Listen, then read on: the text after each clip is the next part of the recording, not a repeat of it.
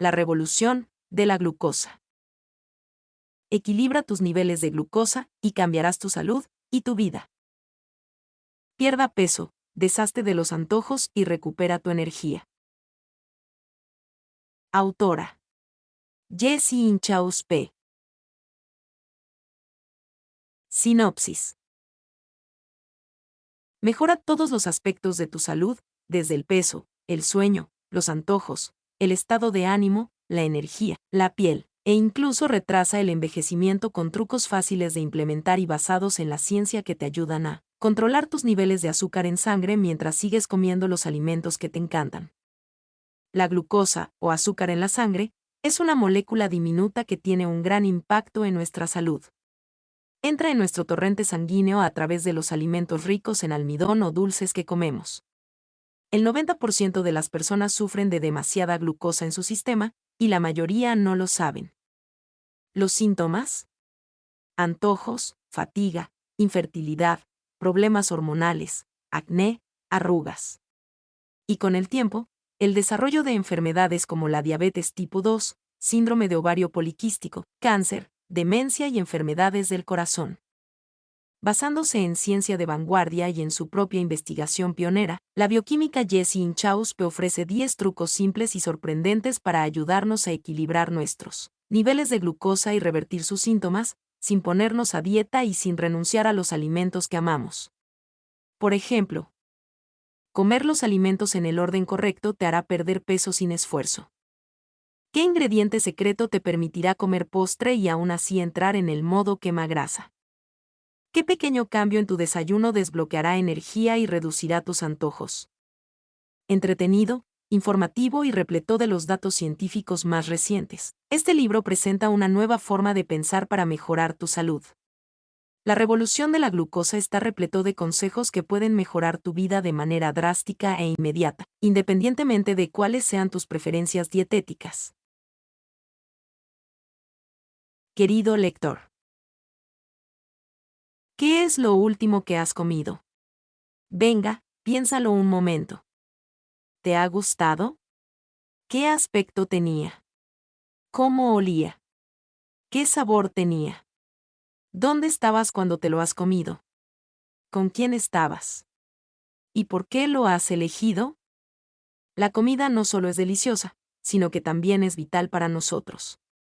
Y sin embargo, sin saberlo, la comida también puede provocarnos consecuencias inesperadas.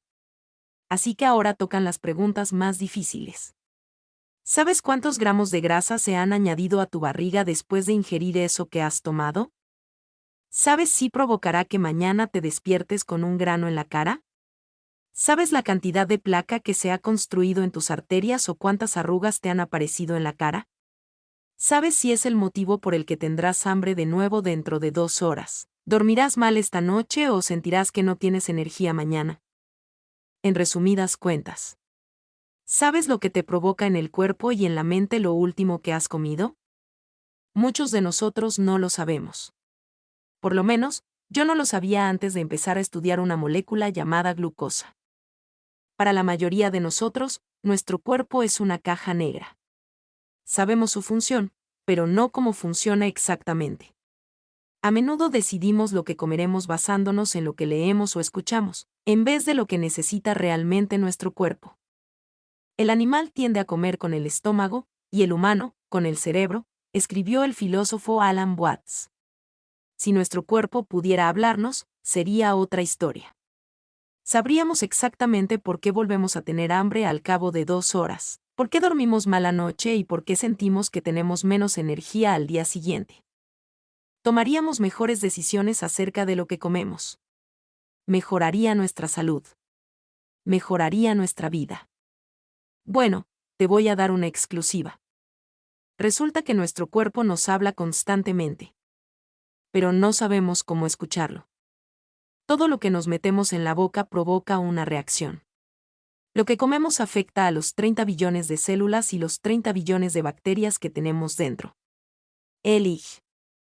Antojos, granos, migrañas, mente nublada, cambios de humor, aumento de peso, somnolencia, infertilidad, síndrome de ovarios poliquísticos, SOP, diabetes tipo 2, enfermedad del hígado graso, enfermedades coronarias.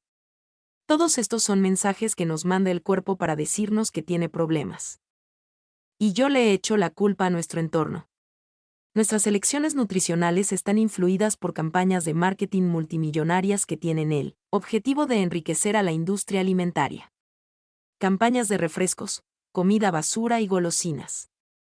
Normalmente se justifican con el disfraz de, lo que importa es la cantidad que comes, la comida procesada y el azúcar no son malos en sí.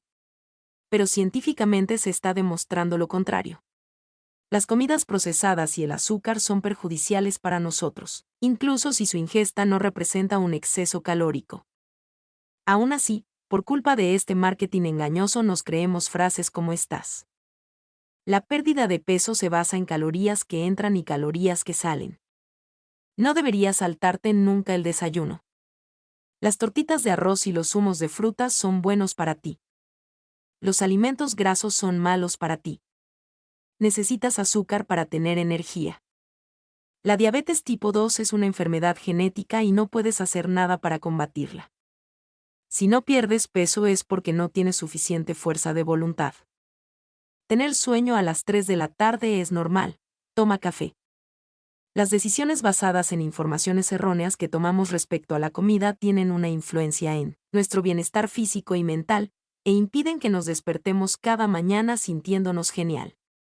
Puede que no te parezca importante que no te sientas genial cada mañana, pero si pudieras, ¿no lo querrías? Yo he venido a decirte que existe una manera de que esto sea posible. Los científicos llevan mucho tiempo estudiando cómo nos afecta la comida y ahora tenemos más información que nunca sobre el tema. En los últimos 5 años, en laboratorios de todo el mundo se han hecho varios descubrimientos. Se ha puesto al descubierto cómo reacciona nuestro cuerpo a la comida en tiempo real y se ha demostrado que aunque lo que comemos importa, también es importante cómo lo comemos, en qué orden, combinación y cómo agrupamos los alimentos. Lo que demuestra la ciencia es que en la caja negra que es nuestro cuerpo, hay una premisa que afecta a todos los sistemas. Si entendemos esta premisa y tomamos las decisiones adecuadas para optimizarla, podemos mejorar enormemente nuestro bienestar físico y mental. Esta premisa es la cantidad de azúcar o glucosa en sangre. La glucosa es la principal fuente de energía de nuestro cuerpo. La mayor parte la obtenemos de los alimentos que ingerimos, y luego se transporta por nuestro torrente sanguíneo hasta llegar a las células. Su concentración puede fluctuar mucho a lo largo del día y los aumentos bruscos en la concentración, los llamados picos de glucosa, afectan a todo, desde nuestro estado de ánimo, nuestro sueño, nuestro peso y nuestra piel hasta la salud de nuestro sistema inmunitario. El riesgo de contraer enfermedades coronarias y nuestras probabilidades de concebir un bebé. En pocas ocasiones oirás hablar de la glucosa, a no ser que tengas diabetes, pero la verdad es que la glucosa nos afecta a todos y cada uno de nosotros. En los últimos años, las herramientas para monitorizar esta molécula son cada vez más fáciles de obtener. Si combinamos esto con los avances científicos que he mencionado antes, tenemos acceso a más información que nunca, y podemos utilizar estos datos para conocer mejor nuestro cuerpo. Este libro está dividido en 3 partes. 1. ¿Qué es la glucosa y a qué nos referimos cuando hablamos de picos de glucosa? 2. ¿Por qué son perjudiciales los picos de glucosa? Y 3. ¿Qué podemos hacer para evitar los picos y seguir comiendo los alimentos que nos gustan? En la primera parte, explico qué es la glucosa, de dónde viene y por qué es tan importante. Las observaciones científicas ya existen, pero las noticias no se propagan suficientemente rápido. Regular la glucosa es importante para todo el mundo, tanto si se tiene diabetes como si no. Un 88% de los norteamericanos son propensos a tener niveles de glucosa poco regulares, incluso si no tienen sobrepeso según las pautas médicas, y la mayoría no lo sabe. Cuando nuestros niveles de glucosa se desregulan, experimentamos picos de glucosa.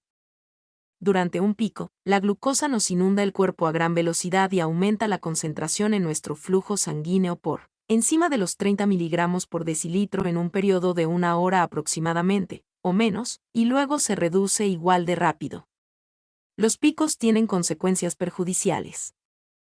En la segunda parte, describo cómo nos afectan los picos de glucosa a corto plazo, hambre, antojos, fatiga, peores síntomas de la menopausia, migraña, mala calidad del sueño, dificultad para gestionar la diabetes tipo 1 y la diabetes gestacional, sistema inmune debilitado, función cognitiva deteriorada y a largo plazo.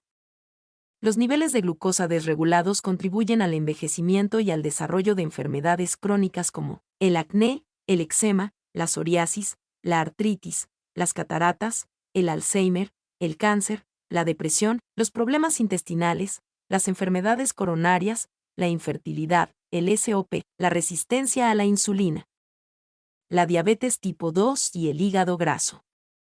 Si trazaras tu nivel de glucosa en un gráfico cada minuto de cada día, la línea que uniría los puntos tendría picos y valles. Esa gráfica presentaría tu curva de glucosa. Si hacemos cambios en nuestro estilo de vida para evitar los picos, aplanamos nuestras curvas de glucosa. Cuanto más planas sean nuestras curvas de glucosa, mejor. Con unas curvas de glucosa más planas, reducimos la cantidad de insulina, una hormona que se segrega como respuesta a la glucosa, en el cuerpo, y esto es beneficioso, ya que demasiada insulina es uno de los principales causantes de la resistencia a la insulina, la diabetes tipo 2 y el SOP. Con unas curvas de glucosa más planas, también aplanamos de forma natural nuestras curvas de fructosa. La fructosa se halla en los alimentos dulces junto a la glucosa, lo cual también es beneficioso, y demasiada fructosa aumenta la probabilidad de tener obesidad, enfermedades coronarias e hígado graso no alcohólico. En la tercera parte te enseñaré cómo puedes aplanar tus curvas de glucosa con 10 trucos alimentarios sencillos, que puedes incorporar a tu vida con facilidad. Yo estudié matemáticas en la universidad y luego bioquímica. Esta formación me ha permitido analizar y sintetizar datos de una gran cantidad de ciencia nutricional. Además, he hecho muchos experimentos en los que me pongo un dispositivo llamado monitor continuo de glucosa, que me enseña mis niveles de glucosa a tiempo real. Estos 10 trucos que compartiré son sencillos y sorprendentes. No hay ninguno que te diga que no puedes volver a comer postres, que tengas que contar calorías o que tengas que hacer ejercicio durante horas y horas cada día. En vez de eso, te animan a utilizar lo que hayas aprendido sobre tu fisiología en la primera y segunda parte, tras escuchar bien a tu cuerpo, para tomar mejores decisiones sobre cómo comes. Y a menudo esto significa que te tienes que poner más comida en el plato que la normal.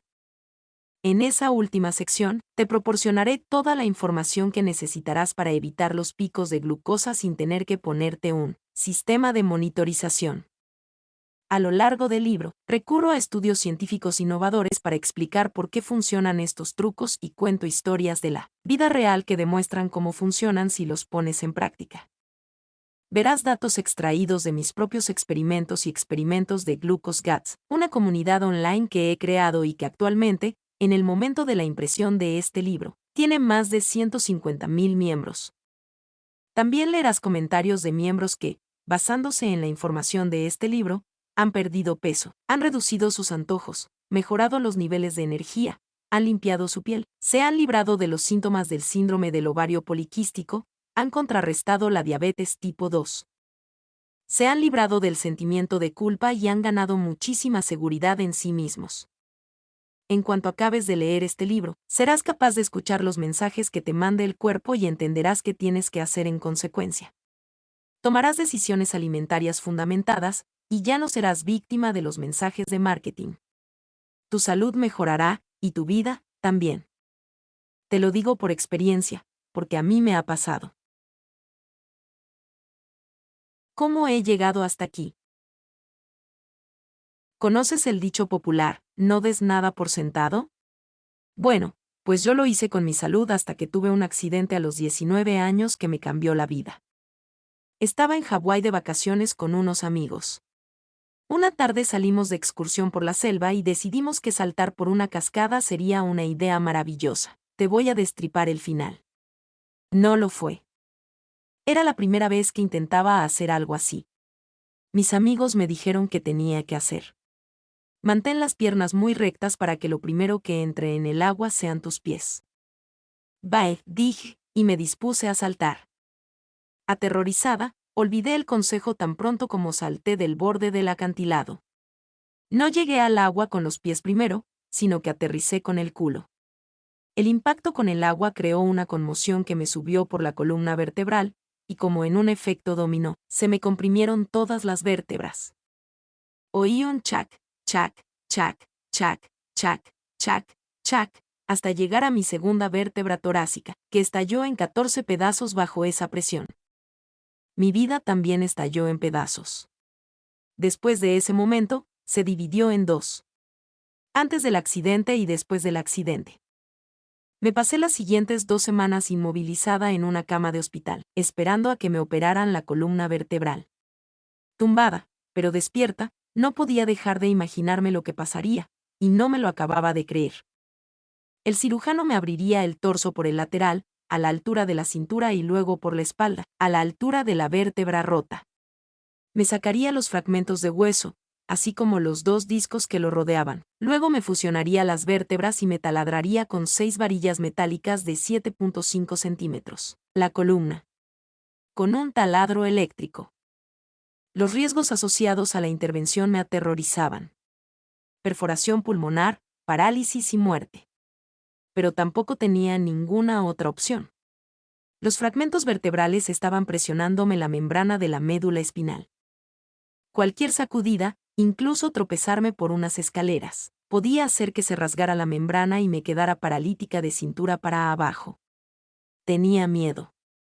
Me visualizaba en la mesa de operaciones, desangrándome y los médicos tirando la toalla.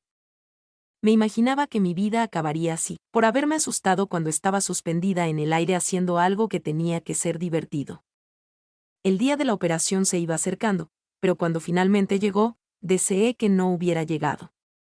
Cuando un anestesista me empezó a dormir para la intervención de 8 horas, me pregunté si ella sería la última persona a la que vería. Recé. Quería vivir. Si lograba despertarme, sabía que estaría llena de gratitud durante el resto de mi vida. Me desperté. Era medianoche y estaba sola en la sala de reanimación. Al principio sentí un alivio enorme. Estaba viva. Luego noté un dolor. Corrijo. Noté mucho dolor. Las nuevas herramientas eran como un puño de hierro aplastándome la columna.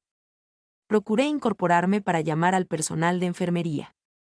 Después de algunos intentos, apareció un enfermero malhumorado y desdeñoso. Fue una bienvenida deplorable de vuelta al mundo. Lloré. Quería estar con mi madre. Es verdad, estaba muy agradecida. Estaba profundamente agradecida por estar viva. Pero a la vez estaba sufriendo. Tenía un dolor punzante por toda la espalda. No podía moverme ni un centímetro sin sentir que las heridas se me iban a abrir y tuve la sensación de tener los nervios de las piernas en llamas durante varios días. Se me permitía una inyección de analgésicos cada 3 horas. Y como un reloj, una enfermera entraba en mi habitación, me pellizcaba la grasa de un muslo y me administraba el pinchazo, alternando las piernas cada vez. No podía dormir porque me dolía todo mucho, y tampoco podía comer porque los opioides me daban náuseas. Perdí 11 kilos en 2 semanas. Me sentía, a la vez, afortunada y estúpida, lamentaba lo que me había pasado. Me sentía culpable por haber hecho que mis seres queridos tuvieran que pasar por eso y desconcertada por lo que tenía que hacer. El resultado final. No hago saltar la alarma en el control de seguridad del aeropuerto, y sí, esto se quedará aquí toda mi vida. Mi cuerpo se curó en cuestión de meses, pero luego fueron mi mente y mi alma las que necesitaron rehabilitación. Me sentía desconectada de la realidad. Cuando me miraba las manos, no parecían mías. Cuando me miraba al espejo, me aterrorizaba. Algo estaba mal. Pero no sabía qué. Por desgracia, nadie lo sabía. Desde el exterior parecía que volvía a estar bien. Así que me quedé el sufrimiento para mis adentros. Cuando alguien me preguntaba cómo estaba, yo respondía: estoy genial, gracias. Pero si hubiera sido sincera, habría respondido: me siento como una extraña en mi propio cuerpo. No me puedo mirar al espejo sin volverme loca y tengo un miedo de muerte por si no vuelvo a estar bien nunca más. Más adelante me diagnosticaron trastorno de despersonalización-desrealización, un trastorno mental por el que las personas no pueden conectar consigo mismas o con la realidad que las rodea. En ese momento vivía en Londres y recuerdo estar en el metro mirando a la gente que tenía sentada enfrente, preguntándome cuántos de ellos también estarían atravesando una situación difícil y lo ocultaban, como yo. Soñaba que alguien en el vagón reconocía mi sufrimiento y me decía que lo entendía, que se había sentido como yo y había conseguido volver a sentirse como antes. Pero, evidentemente, en vano. La gente que estaba a 1 metro de distancia no tenía ni idea de lo que me pasaba por dentro. Apenas lo sabía yo misma. Y tampoco tenía ni idea de lo que les pasaba por dentro a ellos ni de si estaban sufriendo también o no. Me quedó claro que es difícil saber lo que nos pasa por dentro. Incluso cuando podemos ponerles nombre a nuestras emociones, gratitud, dolor, alivio, tristeza y demás, tenemos que averiguar por qué las sentimos. ¿Por dónde empezamos cuando no nos sentimos bien? Yo solo quería volver a sentirme bien. Recuerdo decirle a mi mejor amiga: no me importa nada, ni la escuela, ni el trabajo, ni el dinero, nada me importa más que estar sana. Era la convicción más profunda que he sentido jamás. Y así es como, 4 años más tarde, acabé en un tren que me llevó a 62 kilómetros al sur de San Francisco, a una oficina en la ciudad de Mountain View. Tras decidir que quería averiguar cómo comunicarme con mi cuerpo, sentí la necesidad de trabajar en la vanguardia de la tecnología sanitaria. En 2015, esa vanguardia era la genética. Conseguí un puesto de becaria en la startup 23andMe. Se llama así porque todos tenemos 23 pares de cromosomas que llevan nuestro código genético. Y estar allí era lo que más quería en el mundo. Esto era lo que me pasaba por la cabeza. El ADN forma mi cuerpo, así que si puedo entender mi ADN, podré entender mi cuerpo. Trabajé como directora de producto. Tenía 2 carreras y me apasionaba hacer que los temas complicados fueran simples. Estaba sacando partido a esos atributos. Era la encargada de explicar la investigación genética a nuestros clientes y animarlos a participar, respondiendo unas encuestas. Recogimos datos como no se había hecho antes. De forma online y a millones de personas a la vez. Cada cliente era un científico que contribuía a avanzar en nuestro conocimiento colectivo del ADN. El objetivo era innovar en el sector de la medicina personalizada y poder ofrecer recomendaciones de salud, únicas para cada persona. Era el mejor sitio, con la mejor gente, los mejores datos y la mejor misión. El ambiente en la oficina era electrizante. Fui estableciendo una relación cada vez más estrecha con los científicos del equipo de investigación. Luego, me leí todos los artículos que habían publicado y empecé a plantear preguntas. Pero poco a poco me decepcioné porque cada vez veía más claro que el ADN no era tan predictivo como pensaba. Por ejemplo, los genes pueden hacer que la posibilidad de que contraigas diabetes tipo 2 sea más elevada, pero no pueden asegurarte si la vas a padecer o no. Mirar el ADN solo te da una noción de lo que puede pasar. En la mayoría de las enfermedades crónicas, desde migrañas hasta cardiopatías, la causa acaba siendo mucho más atribuible a factores del estilo de vida que a la genética. En resumidas cuentas, tus genes no determinan cómo te sentirás cuando te despiertes por la mañana. En 2018, 23andMe lanzó una nueva iniciativa liderada por el equipo de investigación e innovación sanitaria, que estaba al mando de generar ideas innovadoras.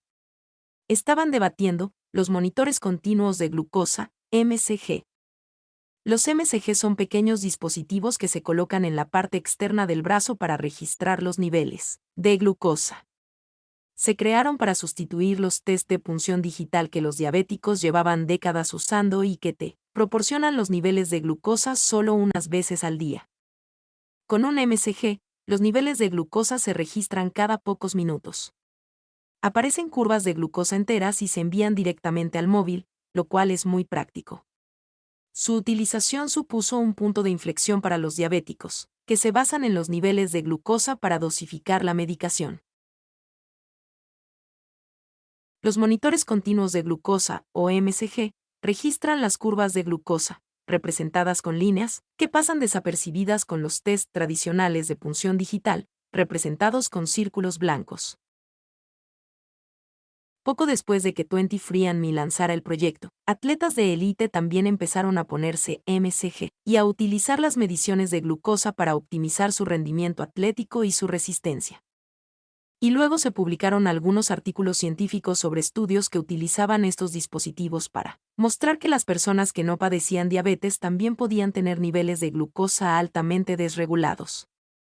Cuando el equipo de investigación e innovación sanitaria anunció que llevaría a cabo un estudio para examinar la respuesta a los alimentos en personas que no sufren diabetes, pedí formar parte del proyecto de inmediato.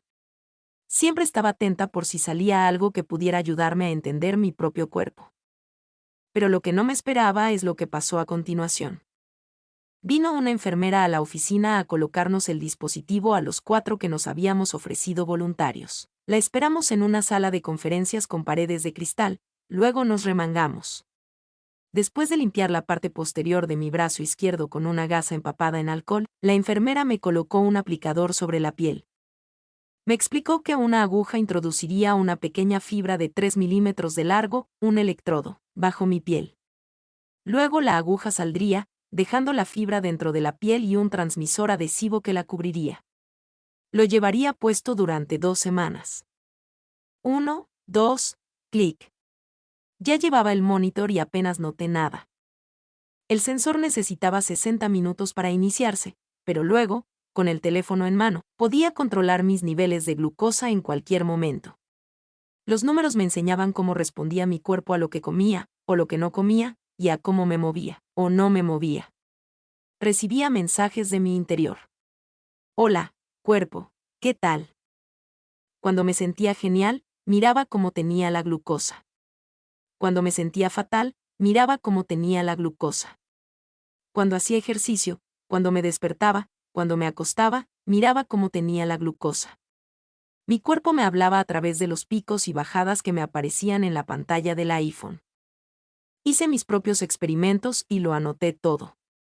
Mi cocina era mi laboratorio. Mi sujeto de estudio era yo misma y mi hipótesis era que la comida y el movimiento influyen en la glucosa a través de un conjunto de normas que podíamos definir. No tardé mucho en empezar a notar patrones extraños. Nachos un lunes, gran pico. Nachos un domingo, sin pico. Cerveza, pico. Vino, sin pico. M&M's después del almuerzo, sin pico. M&M's antes de cenar, pico. Cansada por la tarde. La glucosa había aumentado durante el almuerzo. Mucha energía todo el día. Los niveles de glucosa habían sido muy estables. Salir de fiesta a tope con mis amigos. Montaña rusa de glucosa durante la noche. Presentación estresante en el trabajo. Pico. Meditación. Estabilidad. Capuchino estando descansada. Sin pico. Capuchino estando cansada. Pico. Pan. Pico. Pan con mantequilla. Sin pico. Las cosas se volvieron aún más interesantes cuando empecé a asociar mis estados mentales con los niveles de glucosa. La sensación de tener la mente nublada, que empecé a notar desde que sufrí el accidente, a menudo se asociaba con un gran pico, la somnolencia con una gran bajada. Los antojos estaban relacionados con una montaña rusa de glucosa, una sucesión rápida de picos y bajadas. Cuando me despertaba atontada, había tenido los niveles de glucosa altos toda la noche. Escribí los datos, repetí muchos experimentos y contrasté mis hipótesis con los estudios publicados. Me quedó claro que para sentirme genial tenía que evitar los grandes picos y las grandes bajadas en los niveles de glucosa. Y eso es lo que hice. Aprendí a aplanar las curvas de glucosa. Hacía descubrimientos transformadores sobre mi salud. Puse fin a la sensación de tener la mente nublada y dominé los antojos. Cuando me despertaba por la mañana me sentía genial. Por primera vez desde el accidente, volví a sentirme realmente bien. Así que empecé a contárselo a mis amigos. Y así es como empezó el movimiento Glucose Goddess. Al principio me encontré con muchas miradas perdidas.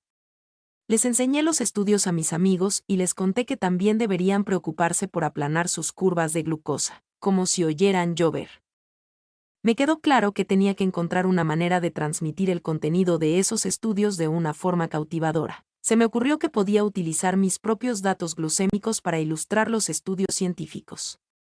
El problema era que en un inicio, los datos eran difíciles de entender. Datos glucémicos, de un día, sacados directamente del MCG. Para ser capaz de descifrarlos, tenía que concentrarme en un momento concreto del día. Pero no había manera de hacerlo con la aplicación que venía por defecto con el MCG. Así que desarrollé un programa en el ordenador para hacerlo yo misma. Empecé a llevar un diario de todo lo que comía. Por cada entrada en el diario, me centraba en franjas de tiempo de 4 horas. Por ejemplo, 17, 56 horas, un vaso de zumo de naranja. Entonces miraba la monitorización de glucosa empezando 1 hora antes de haberme tomado el zumo y acabando 3 horas después. Esto me daba una buena perspectiva de mis niveles de glucosa antes de tomármelo, durante y después. Me centré en las 4 horas alrededor del momento en el que me había bebido el zumo de naranja, a las 17, 56 horas. Para hacerlo más visible, convertí los puntos en una línea y rellené el pico. Y luego, como la ciencia también debería tener estilo, simplifiqué el eje y añadí una imagen del alimento a la derecha. Así era mucho más atrayente. Un gráfico acabado con mi programa casero. El zumo de naranja, como todos los zumos de frutas, no contiene fibra y tiene mucho azúcar. Beber un zumo de frutas provoca un pico de glucosa. Primera parte. ¿Qué es la glucosa? Capítulo 1. Entremos en la cabina del piloto. ¿Por qué es tan importante la glucosa? Navegar por nuestra salud a veces puede hacernos sentir como cuando echamos un vistazo a la cabina del piloto de un avión de camino a nuestro asiento. Vemos cosas complicadas por todas partes: pantallas, diales, palancas, luces intermitentes, botones, interruptores, más palancas. Botones a la izquierda, a la derecha, en el techo. Ahora en serio, ¿por qué hay botones en el techo? Apartamos la mirada y nos sentimos agradecidos de que los pilotos sepan lo que están haciendo. Como pasajeros, lo único que nos importa es que el avión permanezca en el aire. En lo que concierne a nuestro cuerpo, somos los pasajeros que no tienen ni idea, pero, ojo con el giro de la trama, también somos los pilotos. Y si no sabemos cómo funciona nuestro cuerpo, es como si voláramos a ciegas. Sabemos cómo queremos sentirnos. Queremos despertarnos con una sonrisa en los labios, sentirnos llenos de energía y emprender el día con entusiasmo. Queremos movernos con ligereza, que no nos duela nada. Queremos pasar tiempo de calidad con nuestros seres queridos, queremos sentirnos positivos y agradecidos. Pero saber cómo conseguirlo no es tarea fácil. Nos abruman todos los botones. ¿Qué tenemos que hacer? ¿Por dónde tenemos que empezar? Deberíamos empezar con la glucosa. ¿Por qué? Porque es la palanca de la cabina del piloto que más nos recompensa. Es la más fácil de descubrir, gracias a los monitores continuos de glucosa. Afecta a cómo nos sentimos de forma instantánea, porque influye en nuestra hambre y nuestro estado de ánimo, y muchas cosas se ponen en su sitio en cuanto la tenemos bajo control. Si nuestros niveles de glucosa están desequilibrados, los diales parpadean y saltan las alarmas. Ganamos peso, se nos disparan las hormonas, nos sentimos cansados, tenemos ansia de azúcar, nuestra piel se resiente, nuestro corazón sufre. Cada vez nos acercamos más a la diabetes tipo 2. Si nuestro cuerpo es el avión, los síntomas son el alabeo, el cabeceo y el desvío de una máquina fuera de control. Y estos nos indican con vehemencia que tenemos que rectificar algo para evitar estrellarnos. Para volver al modo ideal de crucero, tenemos que aplanar nuestras curvas glucémicas. ¿Y cómo movemos esta palanca? Muy fácil, con lo que nos ponemos en el plato. Sí, este libro es para ti. Un estudio reciente ha demostrado que solo un 12% de los norteamericanos está metabólicamente sano, lo cual significa que solo un 12% de los norteamericanos tiene un cuerpo que funciona a la perfección, incluyendo unos niveles saludables de glucosa. No disponemos de esta cifra tan exacta para todos los países, pero sabemos que en el mundo entero, la salud metabólica y los niveles de glucosa cada vez están peor. Lo más probable es que tú, junto con 9 de cada 10 personas cercanas a ti, viváis una montaña rusa glucémica sin saberlo. Aquí tienes algunas preguntas que te puedes plantear para averiguar si tus niveles de glucosa están desregulados. ¿Algún médico te ha dicho que tienes que perder peso? ¿Estás intentando perder peso, pero te está resultando complicado? La circunferencia de tu cintura está por encima de los 100 centímetros si eres un hombre, o por encima de los 90 centímetros si eres una mujer. El tamaño de la cintura es mejor que el índice de masa corporal, IMC, para predecir enfermedades subyacentes. ¿Tienes punzadas de hambre extrema durante el día? Cuando tienes hambre, ¿te sientes inquieto o enfadado? ¿Necesitas comer cada pocas horas? Si la comida se retrasa, ¿te sientes tembloroso, aturdido o mareado? ¿Tienes antojos de comida dulce? ¿A media mañana o a media tarde, te sientes soñoliento o estás cansado todo el rato? ¿Necesitas cafeína para poder funcionar durante el día? ¿Tienes problemas a la hora de dormir o te despiertas con palpitaciones? ¿Tienes crisis energéticas en las que te pones a sudar o te entran náuseas? ¿Tienes acné, inflamación u otros problemas cutáneos? ¿Tienes ansiedad, depresión o trastornos en el estado de ánimo? ¿Sientes la mente nublada? ¿Tu estado de ánimo es cambiante? ¿Coges resfriados frecuentemente? ¿Tienes reflujo ácido o gastritis? ¿Padeces desequilibrios hormonales? Algunos meses no te viene la regla. ¿Tienes síndrome premenstrual, infertilidad o SOP? ¿Te han dicho alguna vez que tus niveles de glucosa son altos? ¿Tienes resistencia a la insulina? ¿Tienes prediabetes o diabetes tipo 2? ¿Tienes la enfermedad de hígado graso no alcohólico? ¿Tienes alguna patología cardíaca? ¿Te cuesta controlar la diabetes gestacional? ¿Te cuesta controlar la diabetes tipo 1? Y lo más importante, ¿crees que podrías sentirte mejor de lo que te sientes ahora? Si la respuesta es sí, sigue leyendo. ¿Qué dice este libro y qué no dice? Antes de entrar en materia, es importante saber a qué conclusiones no tienes que llegar con este libro. Deja que me explique. Cuando era adolescente me hice vegana. Llevaba una dieta vegana mala. En vez de cocinarme nutritivos estofados de garbanzos o llenarme de tofu crujiente al horno y edamame al vapor, elegía Oreos, veganas, y pasta, vegana. Lo único que comía eran alimentos de baja calidad que me provocaban picos de glucosa. Me salían granos y siempre estaba cansada. Un poco más tarde empecé una dieta keto. Una mala dieta keto. Tenía la esperanza de perder peso, pero al contrario, lo gané porque en el proceso de eliminar los hidratos de carbono de mi dieta, lo único que comía era queso.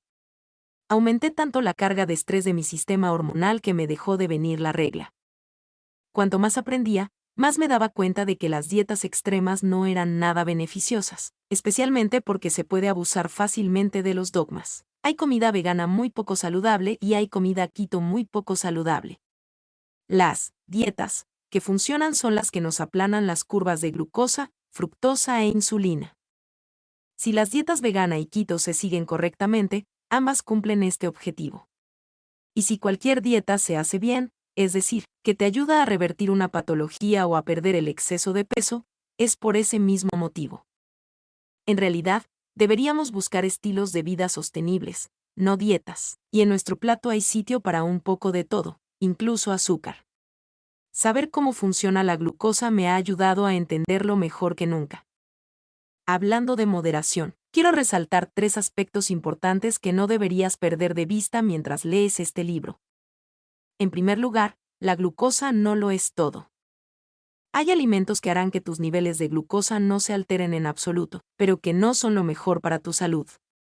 Por ejemplo, Los aceites industriales procesados y la grasa transgénica nos envejecen, inflaman y dañan los órganos, pero no provocan picos de glucosa. El alcohol es otro ejemplo, no provoca un pico de glucosa, pero esto tampoco significa que sea bueno para nosotros. La glucosa no lo es todo. Hay otros factores que determinan nuestra salud: dormir, hacer ejercicio, el estrés, la conexión emocional, el cuidado médico. Más allá de la glucosa, deberíamos prestar atención también a las grasas, la fructosa y la insulina. Ya llegaré a estos puntos más adelante en este libro. Pero tanto los niveles de fructosa como de insulina son difíciles de medir de forma continuada. Los niveles de glucosa son los únicos que podemos registrar desde la comodidad del sofá. Y la buena noticia es que cuando aplanamos nuestras curvas de glucosa, también aplanamos las curvas de fructosa e insulina. Esto se debe a que la fructosa solo existe de la mano de la glucosa en los alimentos y a que el páncreas libera insulina como respuesta a la glucosa. Cuando hay cifras de insulina disponibles en estudios científicos, la insulina se puede medir de forma continuada en entornos médicos. Explicaré el efecto que tienen mis trucos en estas cifras. En segundo lugar, el contexto es fundamental. Mi madre me envía a menudo fotos de algo que no sabe si comprar o no en el supermercado. Me escribe, bueno o malo. Yo siempre respondo, depende.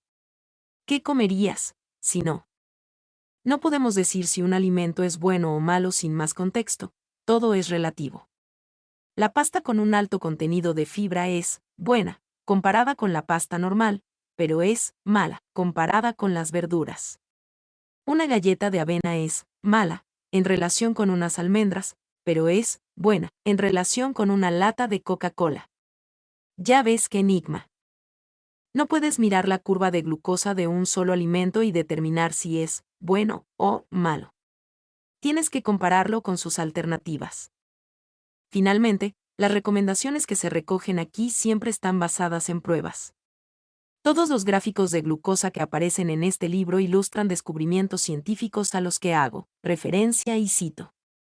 No saco conclusiones generalizadas de los experimentos de glucosa de una única persona o de mis experimentos personales exclusivamente. Primero investigo. Encuentro estudios científicos que explican cómo un hábito determinado puede aplanar las curvas de glucosa. Por ejemplo, un estudio que demuestra que 10 minutos de actividad física moderada después de comer reduce el pico glucémico de esa comida. En estos estudios, el experimento se ha llevado a cabo con un gran número de personas y los científicos han llegado a una conclusión generalizada que estadísticamente es cierta. Lo único que quiero hacer es mostrar ejemplos visuales de lo que he encontrado. Así que elijo un alimento que todo el mundo conozca y que me suba los niveles de glucosa cuando lo como solo, como por ejemplo una bolsa de patatas fritas. Luego una mañana me como solo una bolsa de patatas fritas, monitorizo la curva glucémica que se produce, y luego a la mañana siguiente hago lo mismo, pero a continuación salgo a pasear 10 minutos. El segundo pico es más pequeño, tal y como explica el estudio. Así es como demuestro a la gente que caminar después de comer reduce el pico de glucosa de esa comida. Hay ocasiones en las que no soy yo quien ilustra el experimento, sino otro miembro de la comunidad Glucose Goddess. Así que si tu cuerpo es un avión y eres tanto el piloto como el pasajero, tómate estas 3 advertencias como una lección de seguridad. Ahora que ya sabes que por donde tienes que empezar es por aplanar las curvas de glucosa para que tu cuerpo vuelva a volar por las alturas, abróchate el cinturón. Ha llegado el momento de emprender el viaje entendiendo de dónde viene la glucosa. Capítulo 2. Conoce a Jerry, como creen, glucosa las plantas. No reconocemos suficientemente el valor de las plantas. A decir verdad, pocas veces hacen propaganda de sus hazañas. No pueden. Pero si el cactus que tienes encima de la mesa pudiera hablar, te impresionaría con la historia de sus antepasados. Al fin y al cabo, fueron ellos quienes inventaron el proceso biológico más importante del planeta Tierra, la fotosíntesis. Hace millones de años, nuestro planeta era una roca árida llena de agua y barro. La vida consistía exclusivamente en bacterias y gusanillos en los océanos, no había árboles, no había pajaritos cantando y, por supuesto, no había mamíferos ni humanos. En algún lugar, en algún rincón de este planeta azul, tal vez allí donde ahora está Sudáfrica, pasó algo mágico. Después de millones de años de prueba y error, un pequeño brote se asomó por la corteza de la Tierra, abriendo una hoja y con ello un nuevo capítulo para la historia de la vida. Menudo hito. ¿De qué manera lo consiguió ese brote? Antes dábamos por sentado que las plantas eran devoradoras de suelo, que se formaban de tierra. En los años 40 del siglo pasado, un científico flamenco llamado Jean-Baptiste van Helmont se dispuso a entender si esto era realmente lo que pasaba. Llevó a cabo un experimento que duró 5 años, al que bautizó como experimento del sauce, del cual la humanidad aprendió dos cosas. En primer lugar, que van Helmont era un hombre muy paciente, y en segundo lugar, que las plantas no se formaban de tierra. Van Helmont plantó un retoño de sauce que pesaba 2.27 kilos en una maceta grande llena de 90.72 kilos de tierra. Durante los siguientes 5 años, lo regó y lo vio crecer. Después de esos 5 años, cuando el árbol había crecido, lo sacó de la maceta y lo volvió a pesar. Llegaba a los 76.65 kilos, 74.38 kilos más que al principio. Pero lo más importante era que el peso de la tierra que había en la maceta había permanecido prácticamente intacto. Esto significaba que los 74.38 kilos de árbol habían salido de otra parte. El experimento del sauce demostró que las plantas no están hechas de tierra. ¿Y cómo logran las plantas hacer sus cosas de plantas si no es de la tierra? Volvamos al pequeño brote que acababa de ver la luz del día en el planeta Tierra. Llamémoslo Jerry. Jerry fue el primero en lograr una solución muy elegante, la habilidad de transformar el aire, y no la tierra, en materia.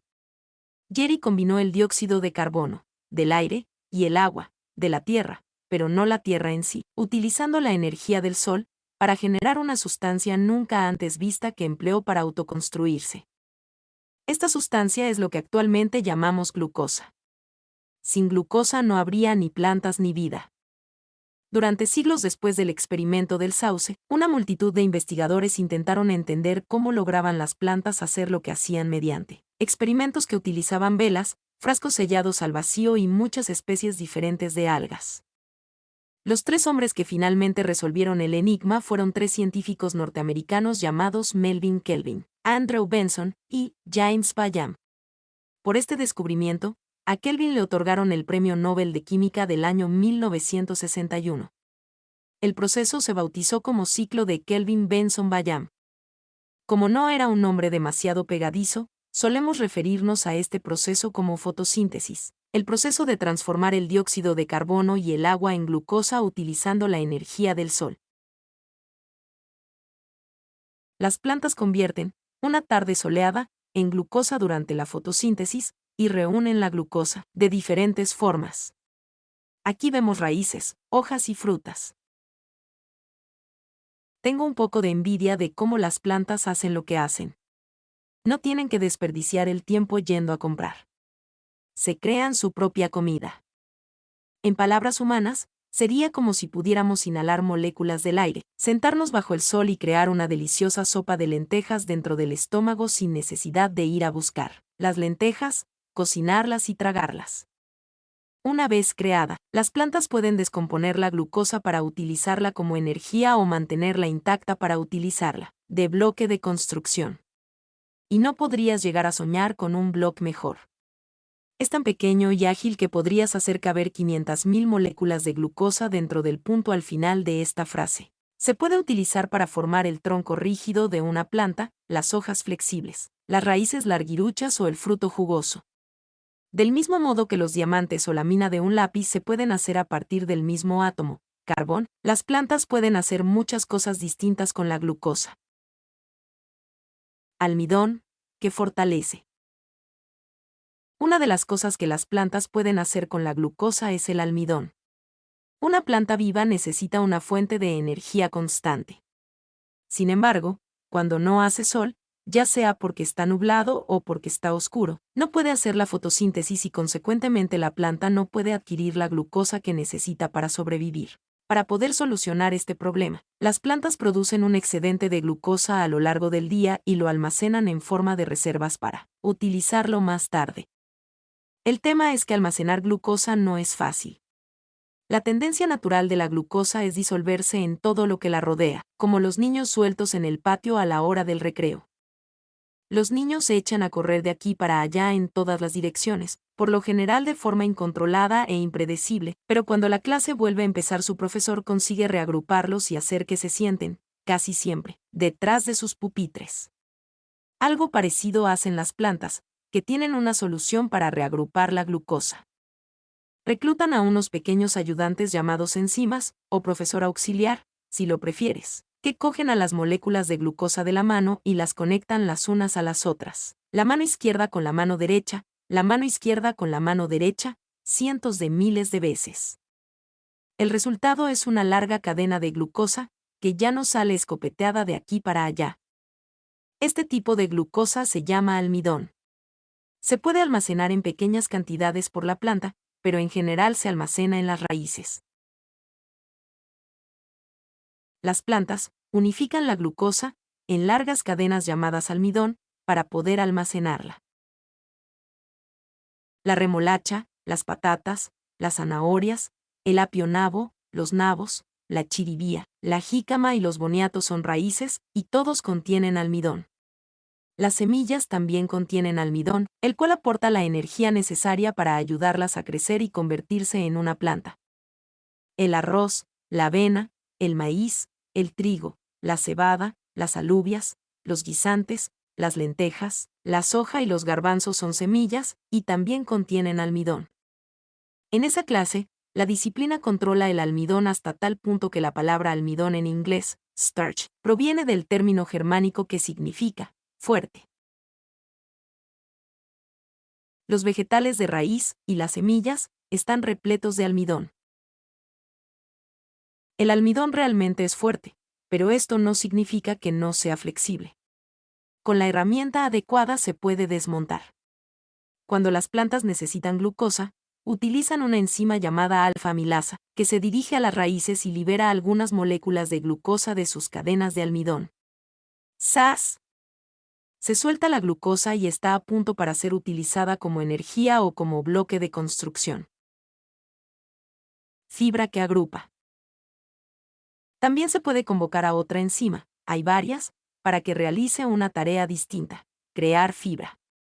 En vez de conectar moléculas de glucosa mano con mano para hacer almidón, esta enzima conecta las moléculas de glucosa mano con pie, y la cadena que se construye como resultado del proceso se llama fibra. Esta sustancia es tan importante como la lechada entre los ladrillos de una casa. Es lo que permite que las plantas se hagan cada vez más altas sin caerse. Normalmente, se halla en los troncos, las ramas, las flores y las hojas, pero también hay fibra en las raíces y los frutos. Los humanos han encontrado una finalidad práctica para la fibra. Desde los papiros egipcios hasta ahora, se ha cosechado y procesado la fibra para crear papel. En la actualidad se extrae de los troncos de los árboles, se polimeriza y se convierte en hojas y resmas de papel. Si estás leyendo estas palabras en un libro físico, estás leyendo un libro sobre la glucosa impreso en glucosa. En troncos, ramas y hojas es donde se halla la mayor cantidad de fibra. Fruta, que atrae. Si lamieras la glucosa, tendría un sabor dulce. Pero las plantas también transforman una parte de su glucosa en una molécula superdulce llamada fructosa, que es unas 2.3 veces más dulce que la glucosa. Las plantas concentran la fructosa en frutos, manzanas, cerezas, kiwis, etc., que les cuelgan de las ramas. La finalidad de la fructosa es hacer que la fruta tenga un sabor irresistible para los animales. ¿Y por qué quieren las plantas que sus frutos sean irresistibles? Porque esconden sus semillas dentro de los frutos. Es la clave de su propagación. Las plantas esperan que los animales se coman sus frutos y que no perciban sus semillas hasta que les salgan por él otro orificio a sus comensales. Así es como las semillas se esparcen lejos de la planta, asegurando su supervivencia. La fruta está llena de fructosa. La mayor parte de la fructosa de las plantas se utiliza así, pero una pequeña parte, con la ayuda de otra enzima, se enlaza temporalmente con glucosa. El resultado es una molécula llamada sacarosa. La sacarosa existe para ayudar a las plantas a comprimir aún más la energía. Una molécula de sacarosa es ligeramente más pequeña que una molécula de glucosa y fructosa una al lado de la otra, lo cual permite que las plantas almacenen más energía en menos espacio. Para las plantas, la sacarosa es una solución muy ingeniosa de almacenamiento temporal, pero para nosotros tiene una repercusión colosal. La utilizamos cada día con otro nombre, azúcar de mesa. El almidón, la fibra, la fructosa y la sacarosa, las diferentes formas que puede adoptar la glucosa, existen gracias a la fotosíntesis. Y esta solución tan elegante de Jerry ha allanado el camino para el resto de vida en este planeta. Capítulo 3. Un asunto familiar. Cómo llega la glucosa al torrente sanguíneo. El sistema que inventaron las plantas para quemar la glucosa se convirtió en algo vital para todos los seres vivos, desde los dinosaurios hasta los delfines pasando por los ratones. 449 millones de años después de que apareciera la primera planta, llegaron los humanos y también empezaron a quemar glucosa. Tus células, como todas las células animales y vegetales, necesitan energía para mantenerse vivas, y la glucosa es su fuente de energía prioritaria. Cada una de nuestras células utiliza glucosa como energía para realizar su función específica. Las células del corazón la utilizan para contraerse, las células del cerebro para activar neuronas, las células del oído para oír, las células de los ojos para ver, las células del estómago para digerir, las células de la piel para reparar cortes, los glóbulos rojos para llevar oxígeno a los pies para que puedas bailar toda la noche. Cada segundo, tu cuerpo quema 8 trillones de moléculas de glucosa. Para ponerlo en perspectiva, si cada molécula de glucosa fuera un granito de arena, quemarías todos y cada uno de los granitos de arena de todas las playas del mundo cada 10 minutos. Pero basta con decir que los humanos necesitamos una enorme cantidad de combustible. Solo hay un pequeño problema. Los humanos no somos plantas. Ni con las mejores intenciones del mundo podríamos hacer glucosa del aire y del sol. Una vez intenté hacer la fotosíntesis en la playa, pero no me sirvió. La manera más común, pero no la única, de conseguir la glucosa que necesitamos es ingiriéndola. El almidón. Cuando tenía 11 años, hicimos un experimento en la clase de biología que aún recuerdo. Nos sentamos para empezar la segunda clase del día y nos dieron una rebanada de pan blanco a cada alumno. Mientras mirábamos a nuestro alrededor, confundidos, nuestro profesor nos anunció lo siguiente. Teníamos que ponernos la rebanada entera en la boca y masticarla, combatiendo el deseo de tragárnosla, durante 1 minuto entero. Era una petición un tanto extravagante, pero sin duda más divertida que las típicas actividades de clase, así que nos dispusimos a hacerlo. Después de haber masticado unas 30 veces, pasó algo sorprendente. El sabor del pan empezó a transformarse, empezó a saber dulce. El almidón se estaba convirtiendo en glucosa dentro de mi boca. Una rebanada de pan está hecha, principalmente, de harina. La harina se hace moliendo los granos de trigo y, como ya sabéis, los granos de trigo están llenos de almidón. Cualquier alimento hecho con harina contiene almidón. La corteza de una tarta, las galletas, la bollería, la pasta. Todos están hechos de harina, así que todos están compuestos de almidón. Cuando los comemos, convertimos el almidón en glucosa, utilizando la misma enzima que utilizan las plantas para hacer esta tarea. La alfa-amilasa. En nuestro cuerpo, el almidón se convierte en glucosa de manera extremadamente rápida. En general, el proceso sucede principalmente en nuestros intestinos, donde pasa desapercibido. Las enzimas alfa-amilasas rompen las conexiones de la cadena y se liberan las moléculas de glucosa. Y allí están, corriendo de nuevo por el patio. Las enzimas que llevan a cabo este trabajo tan esencial también están en nuestra saliva. Si masticamos el almidón suficiente tiempo, les damos a las enzimas el tiempo que necesitan para empezar su labor. Este proceso empieza en la boca y lo podemos saborear. He aquí el poder de este experimento. La fruta. La fruta, en cambio, tiene un sabor dulce de buenas a primeras. Esto se debe a que ya contiene moléculas de glucosa libres, que tienen un sabor dulce, así como fructosa, que sabe aún más dulce, y su forma combinada, la sacarosa, que es más dulce que la glucosa, pero no tan dulce como la fructosa. La glucosa de la fruta está lista para utilizarse y no necesita que nadie la rompa. La sacarosa sí que necesita que la rompan y hay una enzima que la separa en moléculas de glucosa y de fructosa, pero no tarda nada en hacerlo, lo consigue en un nanosegundo. La fructosa es un poco más complicada. Después de ingerirla, cuando llega a nuestro intestino delgado, una porción vuelve a convertirse en glucosa. El resto se queda en forma de fructosa. Ambas penetran las paredes de nuestros intestinos y acceden a nuestro flujo sanguíneo. Lo que pasa a continuación lo explicaré un poco más adelante, pero lo que quiero que recuerdes, por ahora, es que aunque necesitemos la glucosa a modo de combustible para los sistemas de nuestro cuerpo, no necesitamos fructosa. Actualmente comemos mucha fructosa innecesaria en nuestra dieta porque comemos mucha más sacarosa, que, a modo de recordatorio, es mitad glucosa, mitad fructosa. ¿Y qué hay de la fibra? Bueno, pues tiene un destino especial. La fibra. Las enzimas trabajan para romper las conexiones del almidón y de la sacarosa, pero no hay ninguna enzima que pueda romper las conexiones de la fibra. No se vuelve a convertir en glucosa. Por este motivo, cuando comemos fibra, permanece como fibra. Viaja desde el estómago hasta los intestinos delgado y grueso. Y esto es algo bueno.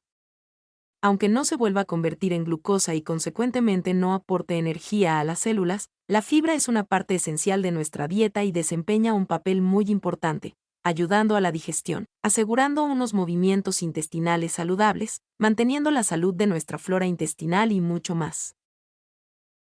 Cualquier parte que comamos de una planta se vuelve a convertir en glucosa y fructosa al digerirla, menos la fibra, que nos atraviesa tal cual.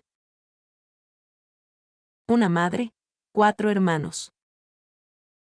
El almidón, la fibra, la fructosa y la sacarosa son como 4 hermanos con personalidades diferentes.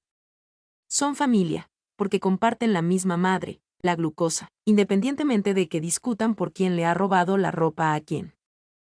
Incluso tendría sentido darles un apellido. En 1969, un grupo de científicos escribió un documento de 20 páginas titulado Tentative Rules for Carbohydrate Nomenclature, Part 1, 1969, Normas conjeturales para la nomenclatura de los hidratos de carbono, Parte 1, del año 1969, y lo presentaron a la comunidad científica. Después de ese artículo, se aceptó que el nombre de esta familia sería hidratos de carbono. ¿Por qué hidratos de carbono? Porque se refiere a aquello creado juntando agua, hidrato, y carbono, que es lo que pasa durante la fotosíntesis. También puede que hayas oído hablar de esta familia como los carbohidratos. Hidratos de carbono igual a almidón y fibra y azúcares, glucosa, fructosa y sacarosa.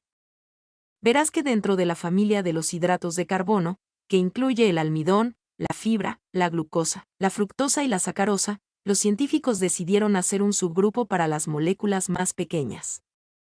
La glucosa, la fructosa y la sacarosa. Este subgrupo se llama azúcares. La palabra científica azúcares no designa lo mismo que nuestro azúcar de mesa común, aunque el grupo de los azúcares sí que incluye la molécula que constituye el azúcar de mesa, la sacarosa. He aquí la nomenclatura científica para tu uso y disfrute. Los miembros de la familia de los hidratos de carbono existen en diferentes proporciones en una planta. Por ejemplo, el brócoli contiene mucha fibra y un poco de almidón, la patata contiene mucho almidón y un poco de fibra. Los melocotones contienen principalmente azúcares y un poco de fibra. Te darás cuenta de que siempre hay por lo menos un poco de fibra en todas las plantas. Sin embargo, es un poco confuso cuando la gente habla de nutrición y dice hidratos de carbono o carbohidratos, para describir exclusivamente almidones y azúcares. No incluyen la fibra porque no se absorbe en el torrente sanguíneo como sus hermanos. Puede que oigas frases como, el brócoli tiene pocos hidratos de carbono pero tiene mucha fibra. Y según la nomenclatura científica, lo correcto sería decir, El brócoli contiene muchos hidratos de carbono, la mayoría de ellos son fibra. Yo me ceñiré a la convención social, porque lo más probable es que lo oigas de las personas que te rodean, pero como siempre, quería que entendieras la perspectiva científica.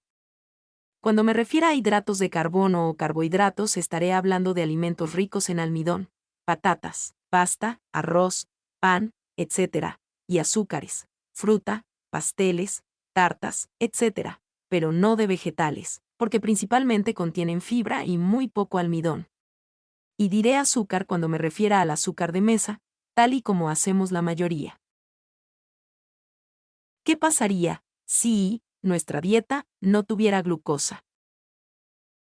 Sabiendo que la glucosa es tan importante para la vida, puede que te preguntes cómo sobreviven algunos animales carnívoros.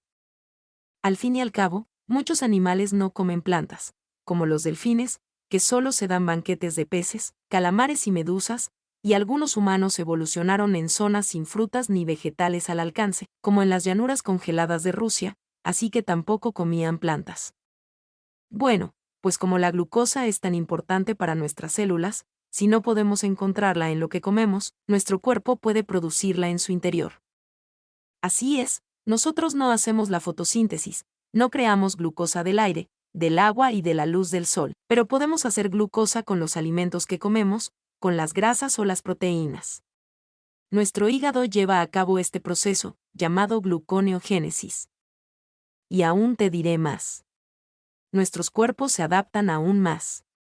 Cuando la glucosa es escasa, muchas células del cuerpo pueden, si es necesario, utilizar grasa como combustible en vez de glucosa. A esto se le llama flexibilidad metabólica. Las únicas células que siempre necesitan glucosa son los glóbulos rojos. De hecho, algunas dietas como la Atkins o la Keto restringen deliberadamente el consumo de hidratos de carbono para poder mantener los niveles de glucosa extremadamente bajos y así forzar al cuerpo a quemar grasa a modo de combustible. Esto se denomina cetosis nutricional y es la flexibilidad metabólica en acción. Así que, bueno, los hidratos de carbono no son necesarios desde un punto de vista biológico. No necesitamos comer azúcar para vivir, pero son una fuente rápida de energía y una parte deliciosa de nuestra dieta, y llevamos millones de años consumiéndolos. Los científicos saben que la dieta de los humanos prehistóricos incluía tanto animales como plantas. Cuando había plantas a su disposición, los humanos las consumían. Lo que comían dependía de dónde vivieran. Se adaptaban a la fuente alimentaria única que tuvieran a su alrededor. Y nuestra fuente alimentaria actual es bastante diferente de lo que la naturaleza había planeado para nosotros. Capítulo 4. Buscar el placer. ¿Por qué comemos más glucosa que antes? La naturaleza planeó que consumiéramos glucosa de una fuente concreta. De las plantas. Allí donde había almidón o azúcar, también había fibra. Esto es importante porque la fibra ayudaba a que nuestro cuerpo ralentizara la absorción de glucosa. En la tercera parte aprenderás a utilizar esta información a tu favor. Sin embargo, hoy, la gran mayoría de los estantes en el supermercado están repletos de productos que contienen principalmente almidón y azúcar. Desde el pan blanco hasta el helado, las golosinas, los zumos de frutas o los yogures azucarados, la fibra no hace acto de presencia en ninguno de ellos. Y se hace a propósito. A menudo se elimina la fibra en la creación de alimentos procesados porque su presencia es problemática si intentas conservar los alimentos durante mucho tiempo. Una fresa fresca, y el aspecto que tiene después de congelarla durante la noche y luego descongelarla. Deja que te lo explique, y que admita que hubo fresas que sufrieron daños para poder hacer este experimento. Pon una fresa fresca en el congelador toda la noche. A la mañana siguiente sácala y deja que se descongele en un plato. Si intentas comértela estará blanda. ¿Por qué? Porque la fibra se ha roto en fragmentos más pequeños durante el proceso de congelación y descongelación. La fibra sigue ahí, y aún tiene beneficios para la salud, pero la textura no es la misma. A menudo se elimina la fibra de la comida procesada para que se pueda congelar, descongelar y finalmente pueda acabar en las estanterías de nuestra despensa sin haber perdido la textura. Toma el ejemplo de la harina blanca. La fibra se halla en el germen y en el salvado, la cáscara externa, del grano de trigo, así que se elimina el salvado durante la molienda. Cuando las partes almidonadas de las plantas se procesan para crear productos de venta en supermercados, se elimina la fibra. Las semillas y las raíces repletas de fibra se convierten en panés o patatas almidonados, y normalmente se les añade azúcar. Para que los productos de supermercado tengan tanto éxito, también se les aplica otro proceso. Se aumenta su grado de dulzor. Las bases para procesar alimentos son primero eliminar la fibra y luego concentrar el almidón y los azúcares. Y es que, realmente, cuando a los humanos nos gusta algo, solemos llevarlo al extremo. El olor de rosas frescas complace nuestros sentidos, así que la industria de la perfumería destila miles de toneladas de pétalos de rosa y los concentra en aceites esenciales. Los embotella y los pone a disposición de todo el mundo en todas partes. En cualquier momento. De una forma parecida, la industria alimentaria quiso destilar y concentrar el sabor más deseado de la naturaleza. La dulzura. Puede que te preguntes por qué nos gusta tanto lo dulce.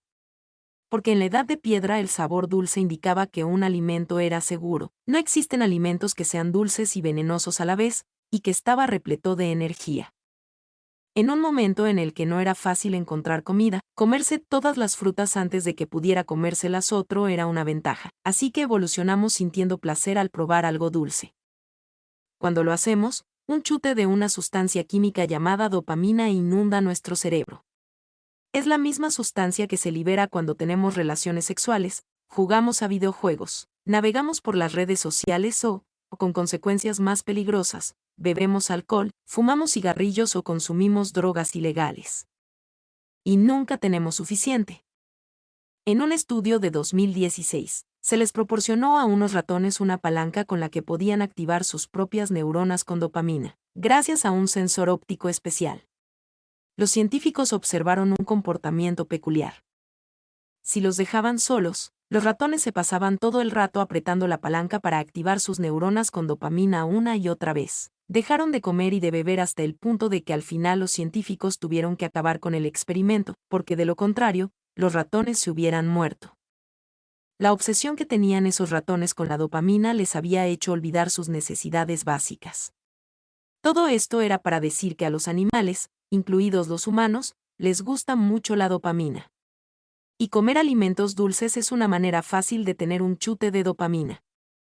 Hace una eternidad que las plantas concentran glucosa, fructosa y sacarosa, pero resulta que hace unos pocos milenios, los humanos empezaron a hacer lo mismo. Comenzaron a cultivar plantas para que, entre otras cosas, la fruta fuera aún más dulce. Los plátanos ancestrales, imagen superior, son como los ideó la naturaleza. Llenos de fibra, con una pequeña cantidad de azúcar. Los plátanos del siglo XXI, imagen inferior, son el resultado de muchas generaciones de cultivos intentando reducir la fibra y aumentar el azúcar.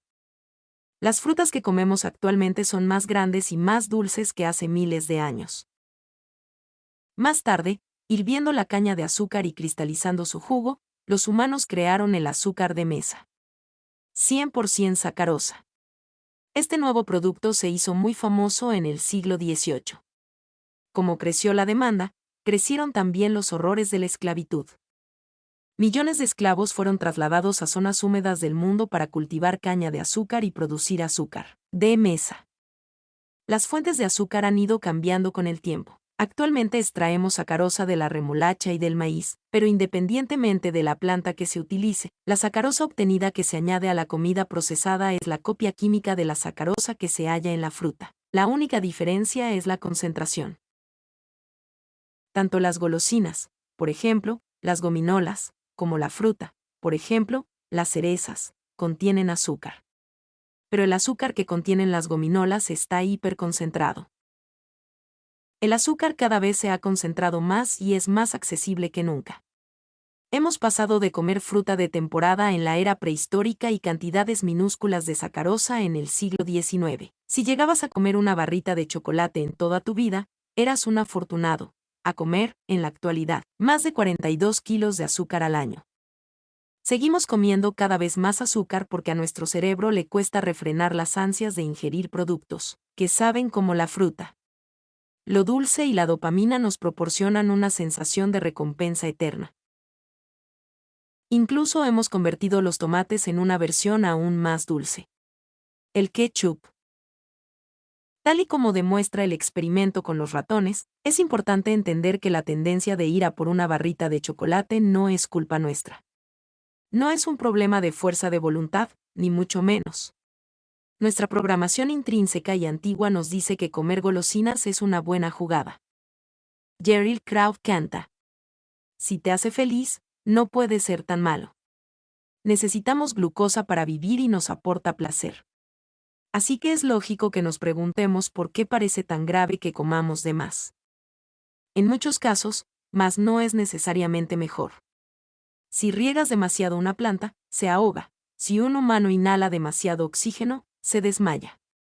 Pues lo mismo pasa con la glucosa. Hay una cantidad de glucosa que es la adecuada para nosotros. La justa para que nos sintamos genial, saltemos de aquí para allá, vayamos a trabajar, salgamos con otros humanos, vivamos, riamos y amemos. Pero somos capaces de ingerir glucosa en exceso. Y demasiada glucosa nos hace daño, y a menudo no nos damos ni cuenta de ello. Miles de gracias por llegar hasta aquí. Para seguir haciendo más partes de este y otros libros, te pido por favor que te suscribas a este canal y compartas mis videos para impulsarme a crecer y tener más material de calidad. Lo mejor de mis deseos a ustedes y esperen por un nuevo video. Saludos.